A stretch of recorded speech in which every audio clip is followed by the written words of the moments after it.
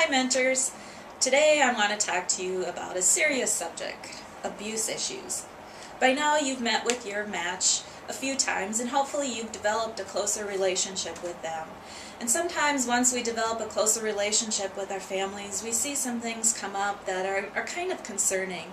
Abuse issues can happen between parents and children, between parents together, between children and adults. And they're never something that we want to think about or even talk about, but it is something that needs to be addressed. South Dakota does have laws protecting people from abuse, and abuse doesn't have to necessarily always be physical abuse either.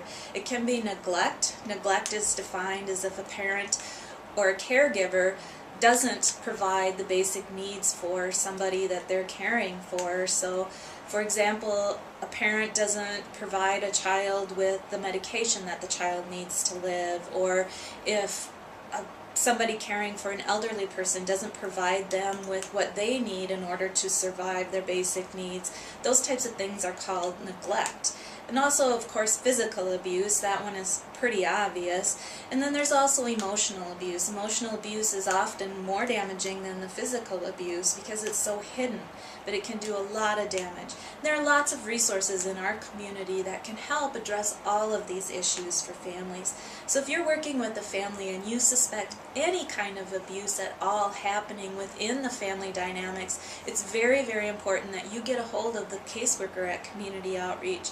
She'll help walk you through the process of what needs to be reported, what doesn't necessarily have to be reported, and she'll also help hook you up with resources that you can give to the family. So if the family chooses to use those resources, they certainly can. Remember, as mentors, it's not our role to determine if abuse is happening in the home.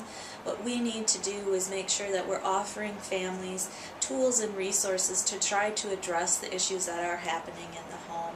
If we do suspect, though, that abuse is happening in the home, we do have an obligation to let the caseworker at Community Outreach know what your concerns are.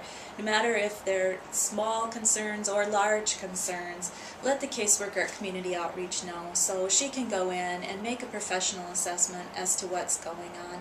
And of course, if you think a child or an adult in the home is ever in imminent danger, don't hesitate to call 911 immediately, because that needs to be taken care of right away. But again, it's not our role to determine if abuse or neglect is taking place. It's just our role to help provide the family with resources and give them the support they need, because we are here to support families and to try to help them build a positive, loving home that everyone can be happy in. So God bless you, and thank you for caring.